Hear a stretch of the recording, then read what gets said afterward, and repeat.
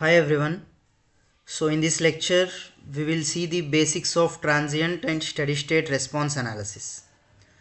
So in general, what do you mean by response? Response is nothing but output in an electrical circuit for any given source input. It may be a step response. Step response means the response for step input. Similarly, sinusoidal response means the response for sinusoidal input. So generally these two are the major inputs that we will be considering in this chapter. So it can be either DC input. DC input is nothing but step, otherwise sinusoidal input, because of the AC source and DC sources that we have in our electrical circuits.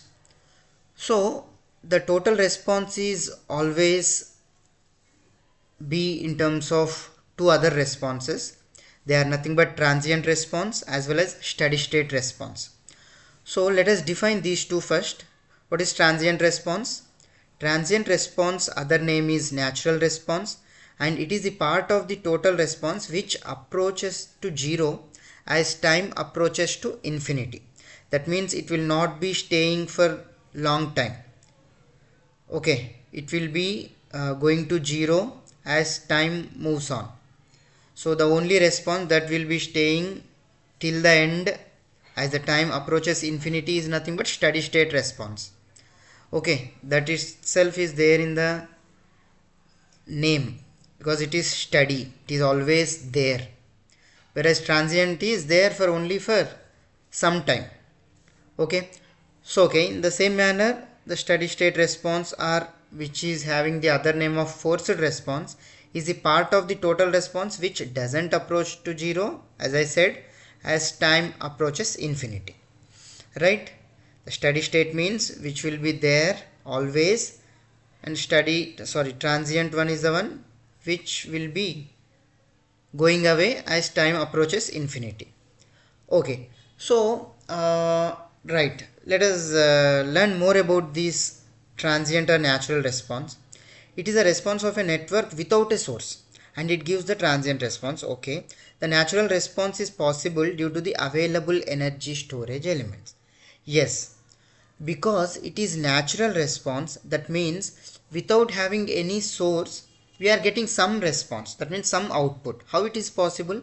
Because of the energy storage, right? Yes or no? Otherwise how we can have response without any source?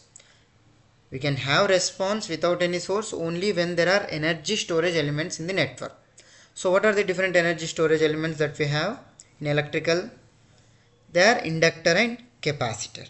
Okay, so it is written here, the inductor and capacitor are energy storage elements, and the inductor stores energy in the form of magnetic flux, whereas capacitor stores energy in the form of electrostatic energy.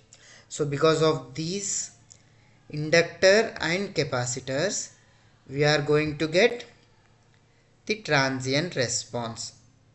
The elements which causes transient response are only inductor, capacitor, because resistor is not an energy storage element, so it doesn't cause any transient response.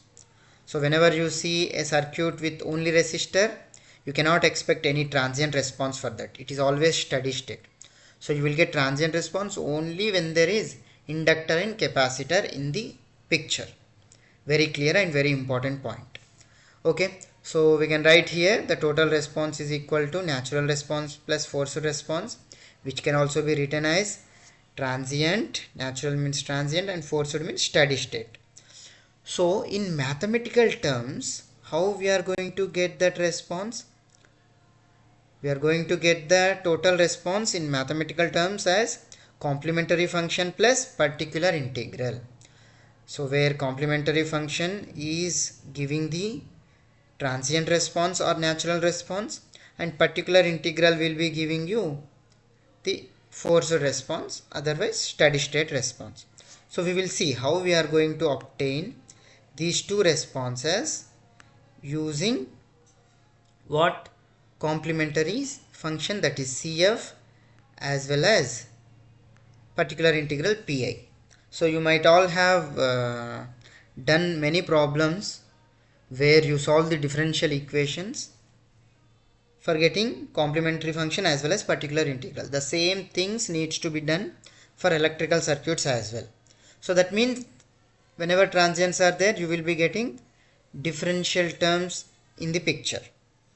That is how we will get the differential equation, and then we need to solve them. Okay, that is the goal of any transient problem. Okay, right. Okay, these are the main basics of transient and steady state response. We will look about the inductor and capacitor elements and their behavior for understanding transient response will be seen in the next lecture. Thank you.